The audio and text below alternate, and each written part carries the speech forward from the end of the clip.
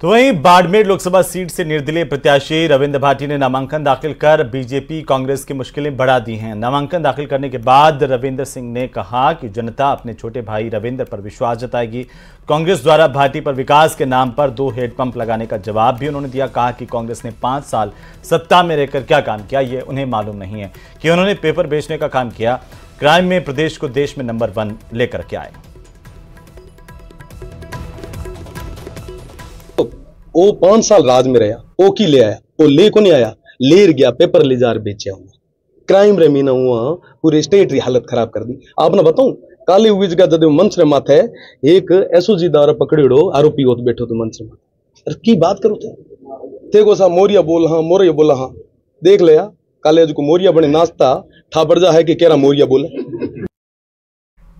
तो वहीं कांग्रेस छोड़कर के बीजेपी में शामिल हुए पूर्व सांसद शंकर पन्नू ने कहा है कि पिछले 55 साल से वे कांग्रेस की सेवा कर रहे थे, लेकिन पिछले कुछ सालों में कांग्रेस अब पूरी तरह से बदल चुकी है, जहां ना तो कार्यकर्ता का सम्मान है और ना ही कोई पूछ है। उन्होंने कहा कि वे भाजपा की रीति नीति से प्रभावित होकर के बीजेपी का दामन थाम चुके हैं। मैंने पहले ही कह दिया है कि कांग्रेस में किसी कार्यकर्ता को कोई तवज्जो नहीं है, कोई निष्ठावान कार्यकर्ता की वैल्यू नहीं है। वहाँ चाटुखोरे और बेईमान लोग जो आते हैं उनको कदर होती है।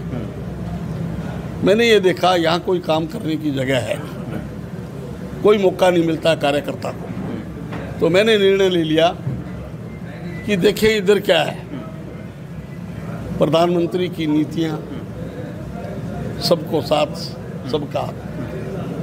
जब प्रधानमंत्री जी सब इस देश को विकास की ओर ले जाना चाहते हैं और हम उस पर नुक्ताचीनी नहीं करते हैं, फिर मैंने आदरणीय भजनलाल जी साहब से बात करी। मुझे इतना एहसास हुआ कि ऐसा व्यक्ति, साधारण सा व्यक्ति और इतनी बड़ी बात काम कर रहा है। उन्होंने 3 महीने में 3 मुद्दों को जो है सॉल्व किया है। पन्नू साहब, ताजुब की बात है, मुख्यमंत्री भजनलाल शर्मा जी से, भाजपा प्रदेश अध्यक्ष पी जोशी से कुछ मिनट मिले और आपका हृदय परिवर्तन हो गया। और 55 साल आप जब कांग्रेस में रहे तो आपको पता नहीं चला कि कार्यकर्ता की यहाँ कोई कदरें नहीं हो रही है? आपका पहले नहीं होता था, ये पहले नहीं होता था। पहले कार्यकर्ताओं की कीमत समझी जाती थी, उनको काम दिया जाता था। इसके बाद में इन्होंने काम देना बंद कर दिया, उनसे काम लेना ही बंद कर दिया इन्होंने। और आखिर में इन्होंने ये किया कि वो कार्यकर्ता नहीं रहे जो अटैचियाँ लेके आते थे या लवाजमा के साथ आते थे या जिनके परिवार ही इस तरह के रहे हों। यार एक मुझे बताइए आप कि बड़े नेता चुनाव से क्यों घबराते हैं? क्यों नहीं वो पार्लियामेंट का चुनाव लड़ते हैं? मैं आपसे आखिरी कमेंट लूंगा पन्नू साहब। 19 अप्रैल को लोकसभा चुनाव होने जा रहे हैं। अब आपने भाजपा की सदस्यता ग्रहण कर ली है, किस तरह से देखते हैं इस चुनाव को गंगानगर लोकसभा सीट पर? प्रियंका बेलान मेघवाल जो है भारी बहुमत से जीतेगी और कोई 50 लाख 1.5 लाख से नहीं, 3.5 लाख वोटों से ऊपर जीत करके आएगी। तो वहीं राज्य मंत्री प्रहलाद टाक ने भी प्रियंका बेलान की रिकॉर्ड मतों से जीत का दावा किया। प्रहलाद टाक ने कहा कि जो राम को लाए उन्हें एक बार फिर से जनता चुनेगी। पीएम मोदी तीसरी बार देश की सत्ता संभालेंगे।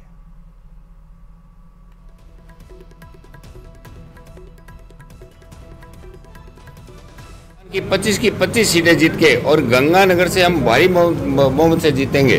19 में आपने 4 लाख वोटों से जीत दर्ज की थी। 24 का चुनाव आ ही चुका है जिसकी आप तैयारी कर रहे हैं। माटीकला बोर्ड का अध्यक्ष बनाकर एक ओबीसी तबके को साधने की कोशिश भारतीय जनता पार्टी ने की है। हाल ही में जो विधानसभा चुनाव हुए हैं उसमें आप ये देखें तो भाजपा की परफॉर्मेंस बहुत कम रही है। आपने रायसी नगर, सूरतगढ़, उनगढ़ विधानसभा सीट लूज कर दी और आपका जो वोट शेयर है वो भी कम हो गया। कैसे मैनेज करेंगे आप? ऐसा है कि इसको मैनेज पार्टी भी कर रही है और हम भी कर रहे हैं। मौजूदा सांसद निहालचंद मेघवाल की टिकट कटी, कैलाश मेघवाल जी भी दावेदार थे और भी अन्य कार्यकर्ता दावेदार थे।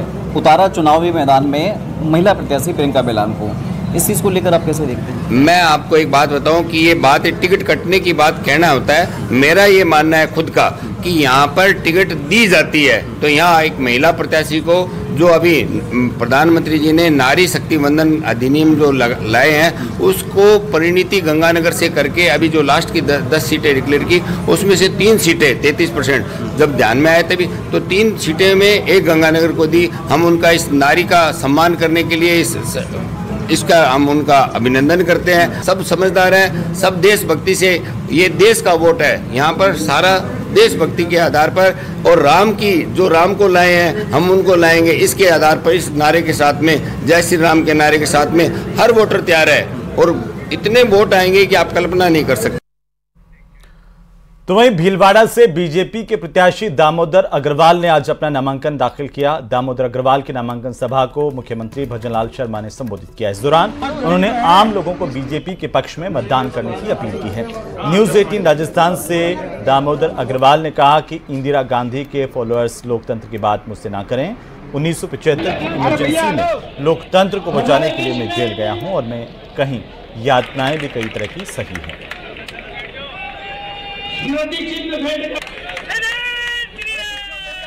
भाजपा के लोकसभा प्रत्याशी दामोदर अग्रवाल अपना नामांकन भर चुके हैं। मुख्यमंत्री भजनलाल शर्मा भीलवाड़ा पहुंचे थे, जनसभा को संबोधित किया है।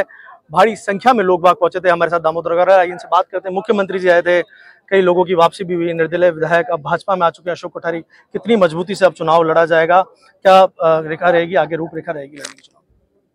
हमारे निर्दलीय भीलवाड़ा के विधायक, उनके साथ 4 वरिष्ठ भाजपा नेता, 10 शांत पार्षद, इसमें 3 कांग्रेस के, उसके साथ बहुत बड़ी संख्या ने आज भाजपा ज्वाइन की है। ये भारतीय जनता पार्टी की बढ़ती हुई लोकप्रियता का परिचायक है। निश्चित रूप से जब परिवार बढ़ता है तो ताकत भी बढ़ती है और लाभ भी मिलता है।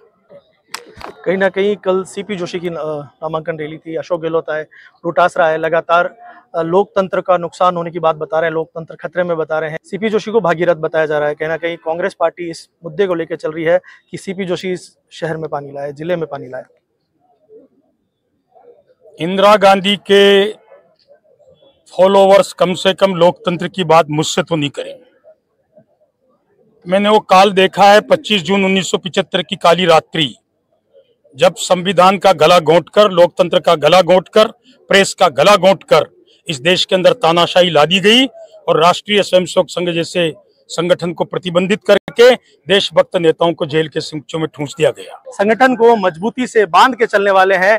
आज पूरा मंच पर सारे नेता, सारा संगठन एक साथ दिखा, ये इनकी खासियत है। वीडियो जर्नलिस्ट अंकुश सनाटी के साथ राहुल कौशिक, न्यूज 18 भीलवाड़ा। तो वहीं लोकसभा चुनाव में अब जब कुछ ही दिन बचे हैं और ऐसे में राजनीतिक बयानबाजी लगातार तेज हो रही है। उदयलाल आंजना ने निम्बाहेड़ा विधायक श्रीचंद कृपलानी पर कटाक्ष किया कि मंत्री नहीं बनाया तो कृपलानी पागल होकर के घूमेगा। इस पर श्रीचंद कृपलानी ने आंजना पर पलटवार भी किया है।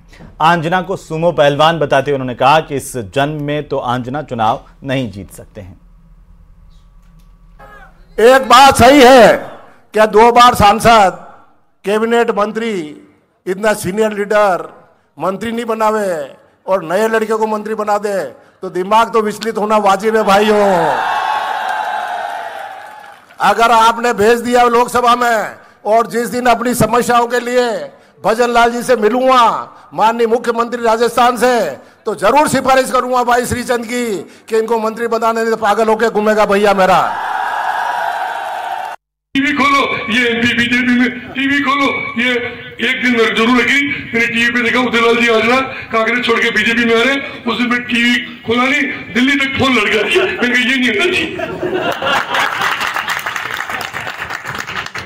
अच्छा आज आ जाते वो बीजेपी में, अभी नारे लगाते होते सीपी जोशी जिंदाबाद,